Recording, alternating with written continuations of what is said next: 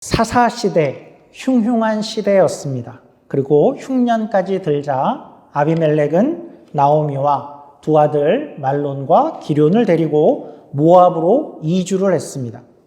그러니까 모압은 우상을 섬기는 곳이고, 그래서 신앙적으로 또 국가적으로 탐탁치 않은, 아니 그 정도를 넘어서는 그러니까 그런 곳이었지만, 이제 이들은 신앙 공동체를 떠나 그곳으로 가게 되었죠. 그런데 거기서 남편이 죽었습니다. 아이들 둘이 남았는데 이제 나오미는 싱글맘으로 타지에서 열심히 키웠겠지요. 그리고 이제 두 아들이 또 커서 결혼을 각각 했는데 어느 날 두 아들이 모두 죽게 되었습니다. 그것이 나오미에게 있어서 모압에서의 10년이었습니다. 나오미는 과연 이제 모든 것을 잃었습니다. 나오미의 현재 상태는 그가 나중에 베들레헴에 돌아와서 스스로 고백하듯이 내가 이전에는 풍족했는데 이제 비어서 돌아왔다. 진짜 아무것도 없다. 다 끝장났다. 그냥 텅 빈 나오미가 되었습니다. 그러니까 이주를 한다고 호기롭게 떠났으나, 그러니까 마치 이민을 갔다가 사기를 당하던 재난을 당하든 결국은 실패다. 모든 것을 다 잃고 역이민하는 것과 조금 비슷해 보이죠. 그냥 상황이 조금 안 좋았으니 돌아가기로 하자, 그 정도는 아니고 완전하게 돌아가는데 완전히 망해서 들고 간 재산, 가족을 모두 잃고 완전한 빈손으로 비행기 티켓을 끄는 것과 비슷하죠. 나오미는 이제 돌아가려고 합니다. 그런데 돌아간다고 해서 나오미에게 나아질 것이 있을까요? 도대체 나오미의 인생은 이제 어떻게 되려나 싶습니다. 이제 돌아오는 과정에서 어떤 일이 있었는가 하는 것을 우리가 좀 살펴보겠는데요. 이제까지 성경의 저자는 그 지난 10년을 그냥 스르륵 이렇게 되었더라, 그렇게 기록을 해왔는데, 이제부터의 일은, 이제 돌아갈 때 일어난 일은 대화를 다 기록하고 직접 인용으로 자세히 기록을 하고 있습니다. 뭔가 성경이 천천히 하고 싶은, 또 보여주고 싶은 그런 것이 있는 것 같습니다. 우리 성경 1장 6절, 7절 말씀을 보죠. 6절입니다. 그 여인이 모압 지방에서 여호와께서 자기 백성을 돌보시사 그들에게 양식을 주셨다 함을 듣고 이에 두 며느리와 함께 일어나 모압 지방에서 돌아오려 하여 있던 곳에서 나오고 두 며느리도 그와 함께하여 유다 땅으로 돌아오려고 길을 가다가, 그러니까 처음 나설 때에는 두 며느리가 같이 나섰다라고 하죠. 그러다가 문득 나오미는 문득 생각을 하게 된 것 같습니다. 그리고 말하는 것이 이제 8절입니다. 나오미가 두 며느리에게 이르되 너희는 각기 너희 어머니의 집으로 돌아가라. 갑자기 왜 돌아가라라고 했을까요?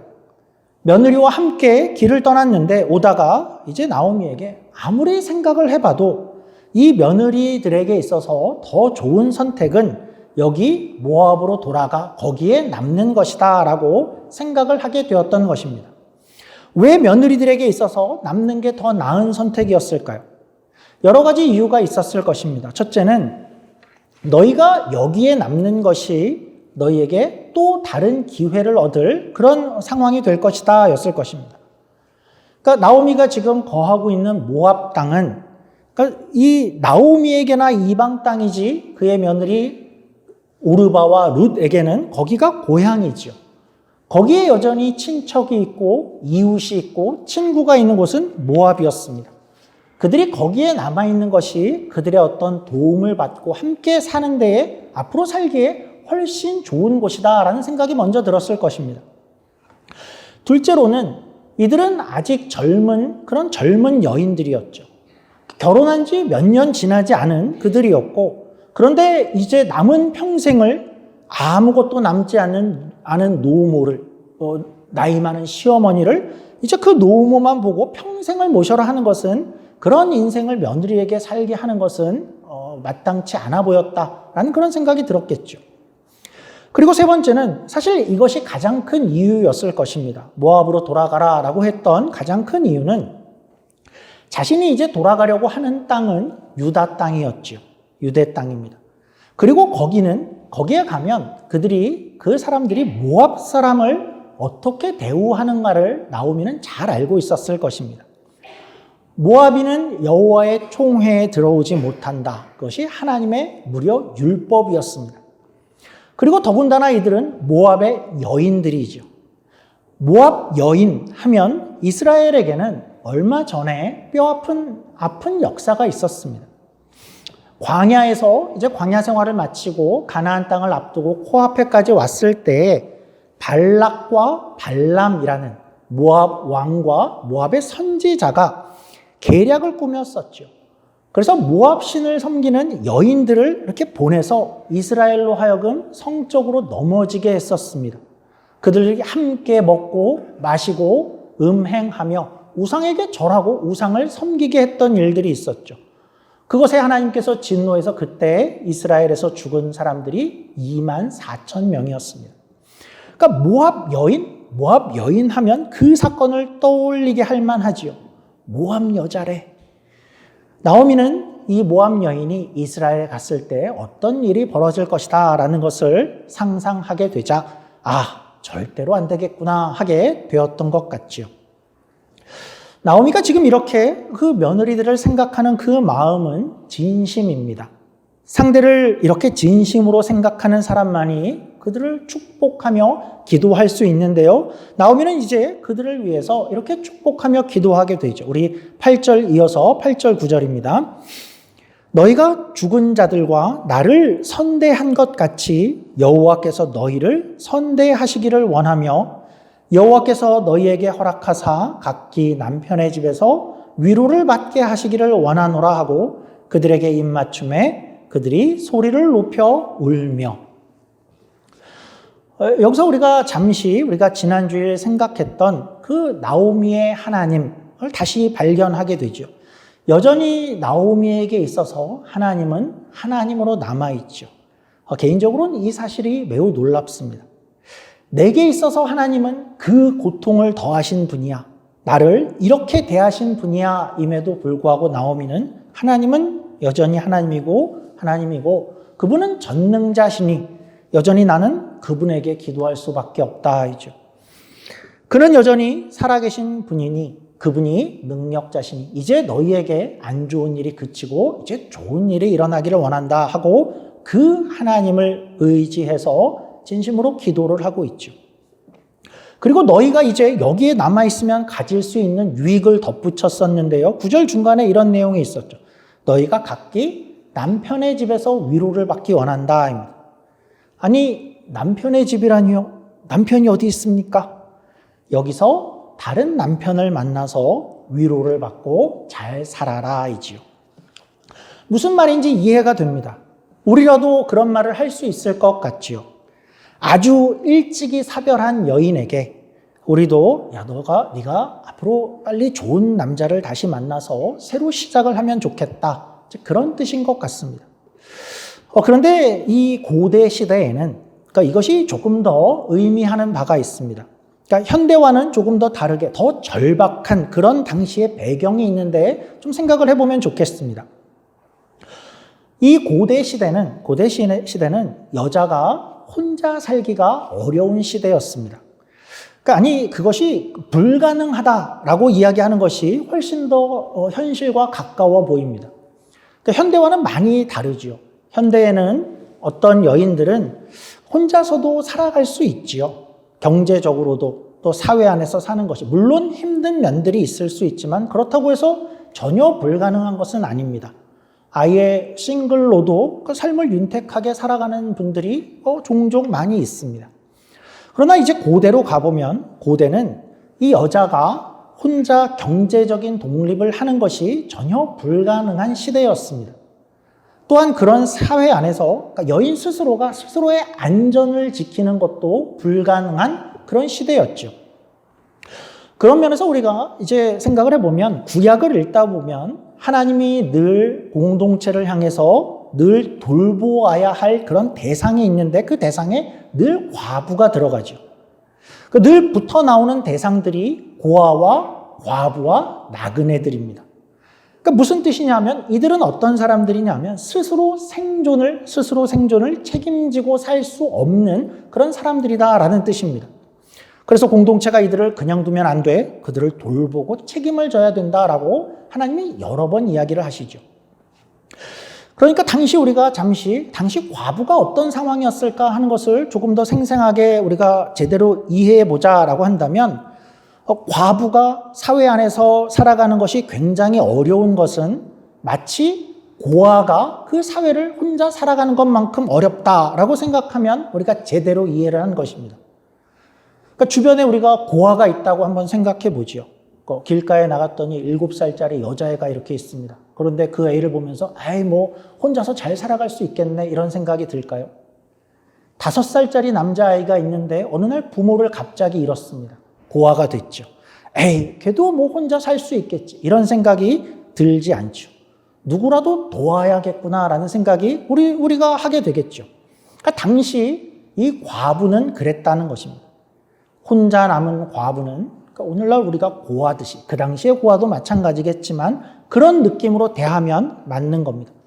여인이 열심히 살면 살 수 있겠지, 이것은 현대적인 관점이지 그 당시로는 그렇지 않았다라는 것을 기억하면 좋겠습니다. 이제 룻기를 이해할 때 가장 중요한 그 배경을 이해하는 데에 가장 중요한 내용입니다.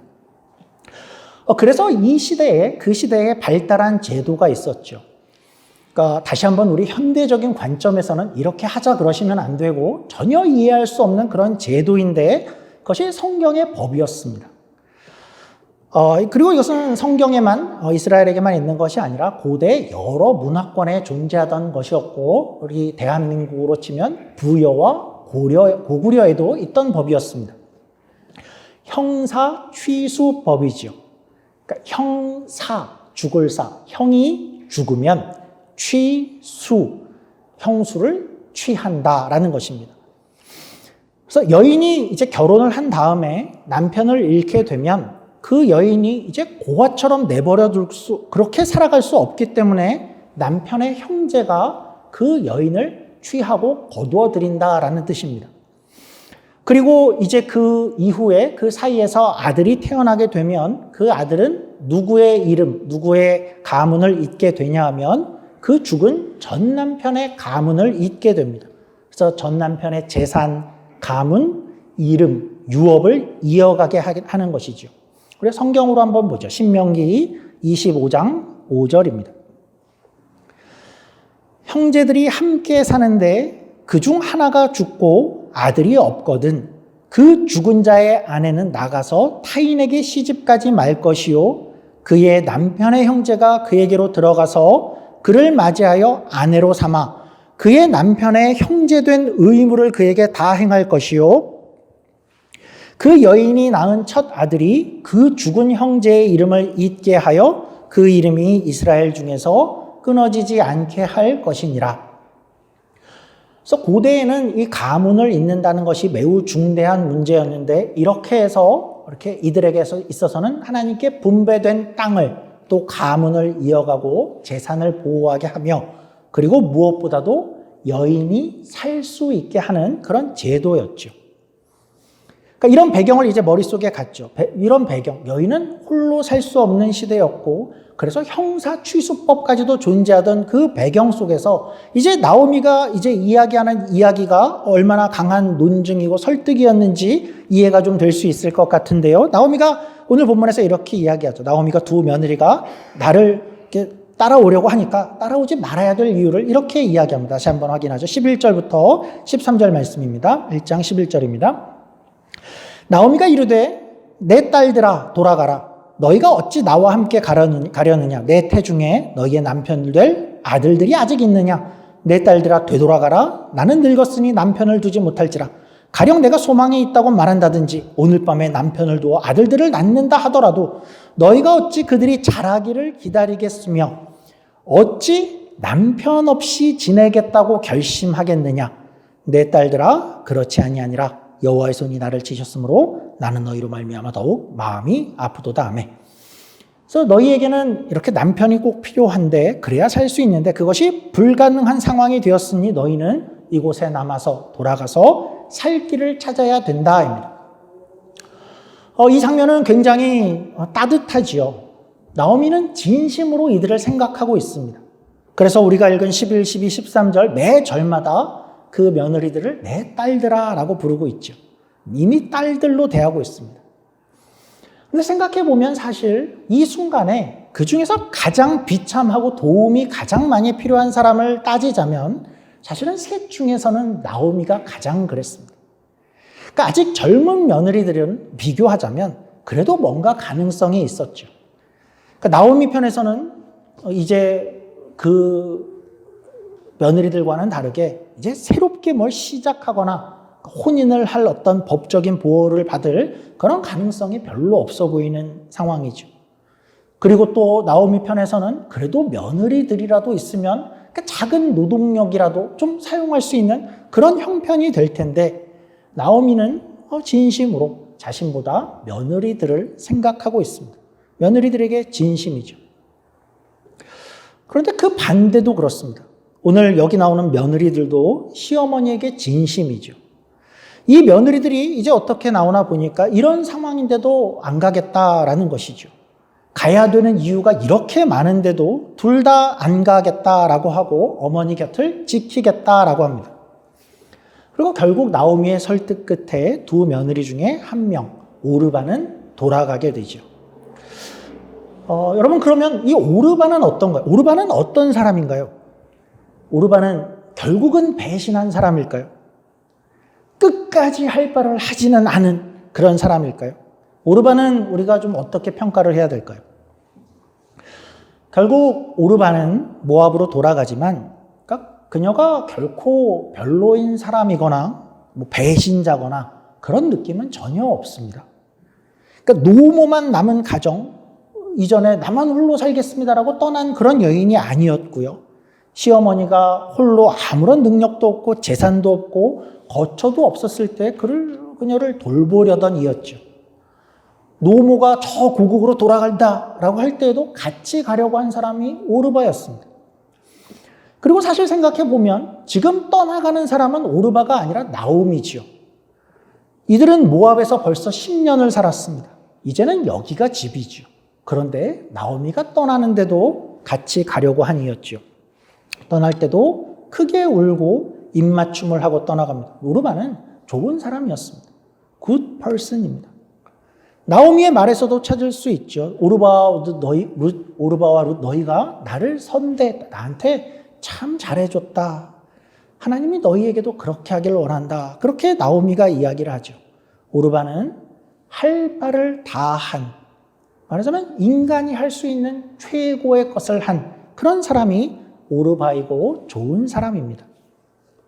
며느리가 한 명 더 있었습니다. 룻입니다. 그런데 룻은 이제 여기서 뭔가 우리의 상식을 뛰어넘는 그런 반응을 보이죠.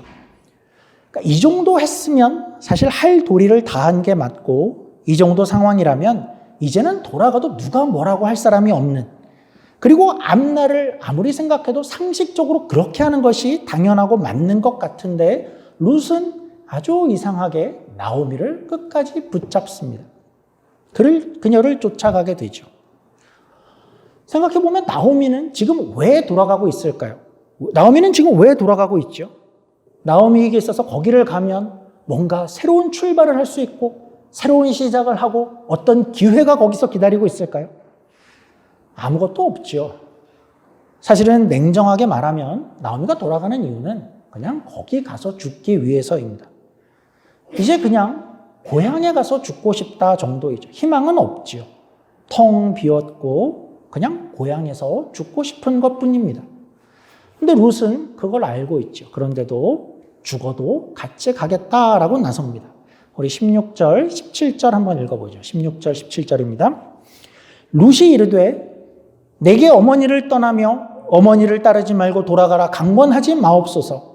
어머니께서 가시는 곳에 나도 가고 어머니께서 머무시는 곳에서 나도 머물겠나이다. 어머니의 백성이 나의 백성이 되고 어머니의 하나님이 나의 하나님이 되시리니 어머니께서 죽으시는 곳에서 나도 죽어 거기 묻힐 것이라. 만일 내가 죽는 일 외에 어머니를 떠나면 여호와께서 내게 벌을 내리시고 더 내리시기를 원하나이다 하는지라. 그래서 이런 상황 속에서 룻의 이런 고백, 반복되는 다짐, 서약, 참 아름답죠. 그래서 이 서약, 이 다짐이 너무 아름다워서 이것이 우리 영어권에서는 결혼식에서 이 서약이 많이 쓰이죠. 그러니까 영어권이니까 물론 영어로 하겠죠. 성경 구절 그대로인데 우리 화면을 한번 보시죠. 그러니까 이렇게 서약을 하죠.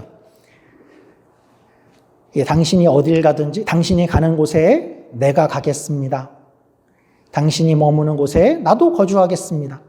당신의 사람들이 나의 백성들이 될 것이고 당신의 하나님은 나의 하나님이 될 것입니다. 당신이 죽는 곳에서 나도 죽겠습니다. 결혼에 어울리는 참 아름다운 서약이죠. 아름답습니다.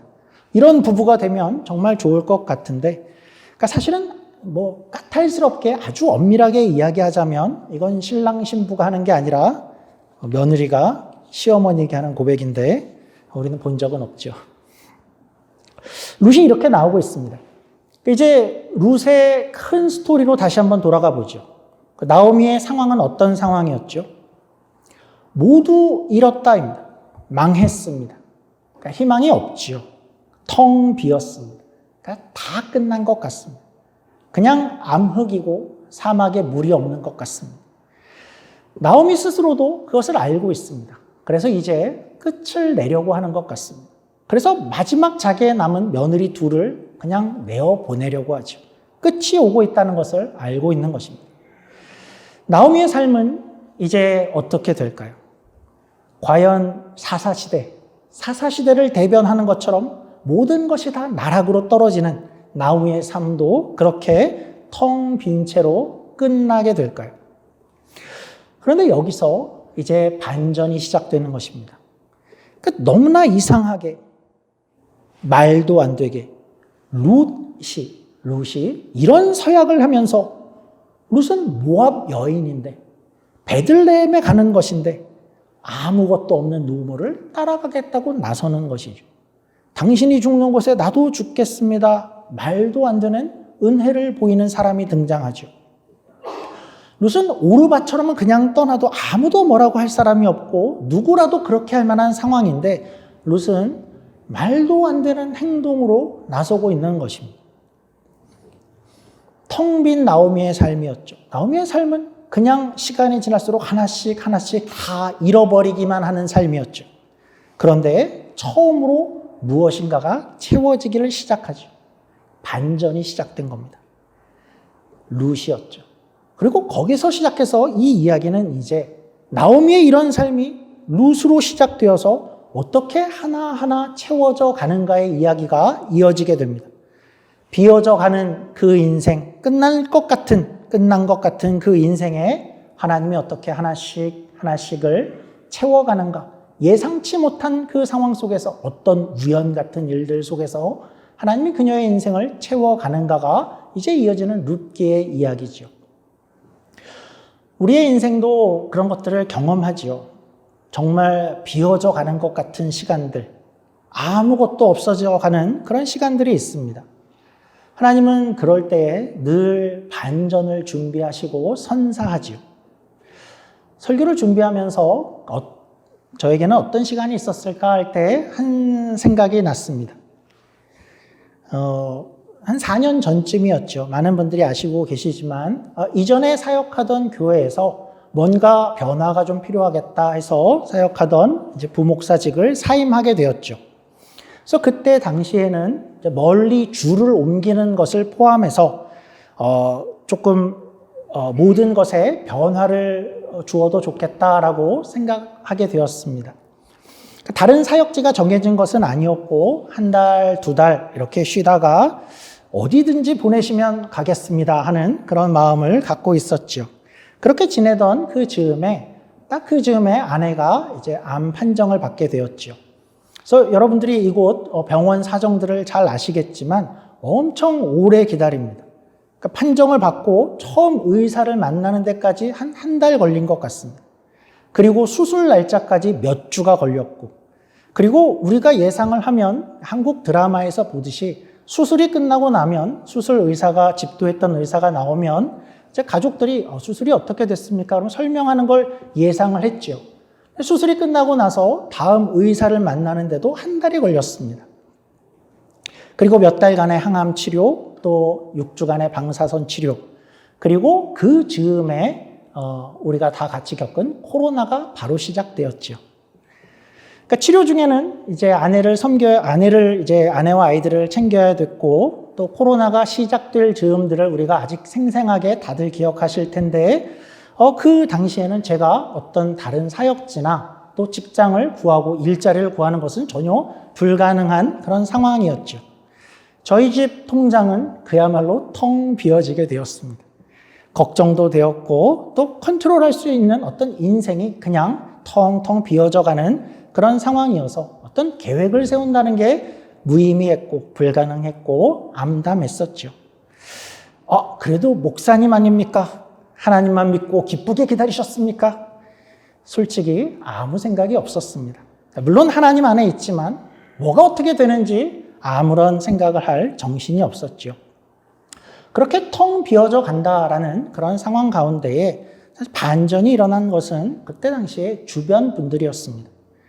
그러니까 이런 상황들 가운데에 저희들을 돕는 분들이 많이 생기게 되셨죠.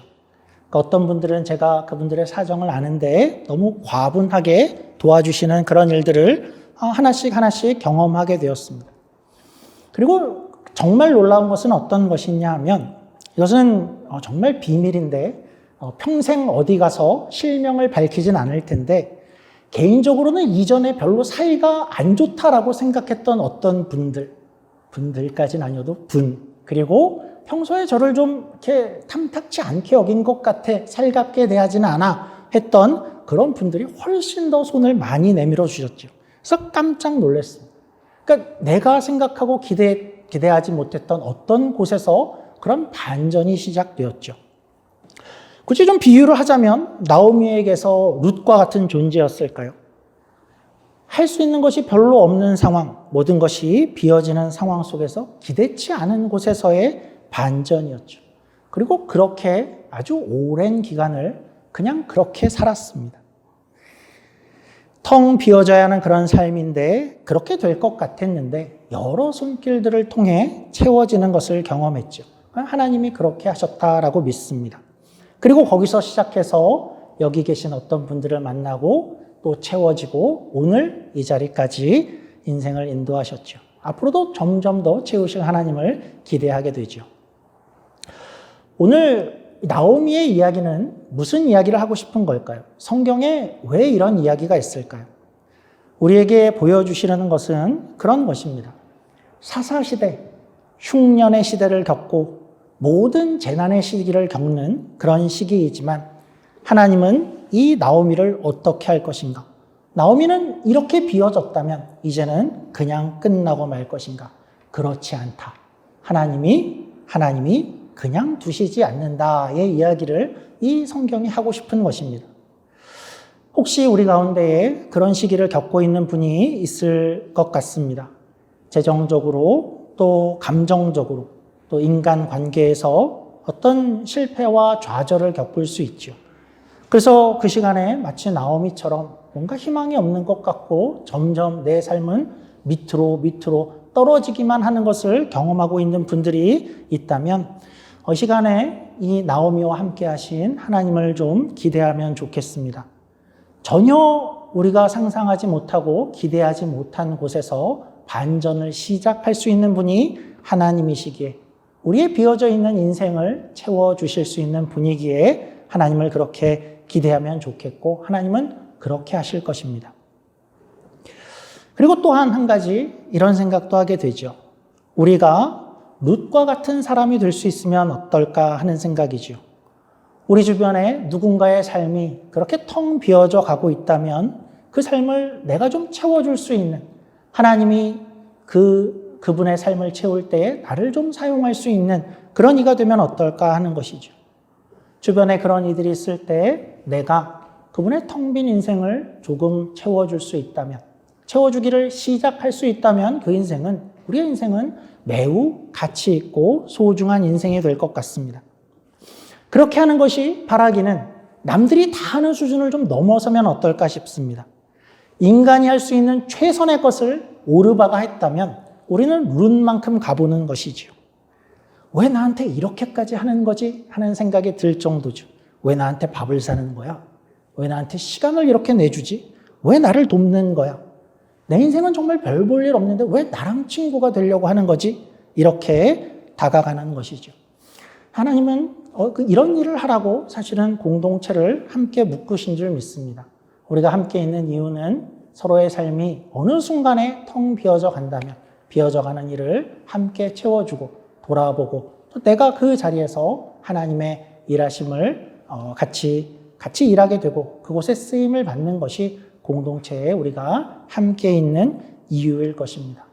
우리 가운데 그런 상황 가운데 있는 이들이 있다면 우리의 눈을 좀 밝히 열 수 있으면 좋겠고 그곳에 우리가 서로의 부분들을 채워줄 수 있는 우리 시내가 은혜의 교회가 되기를 주님의 이름으로 축원합니다. 기도하겠습니다. 하나님 아버지 감사합니다. 현대에도 참 많은 사람들의 삶이 텅 비어져 가는 줄 압니다.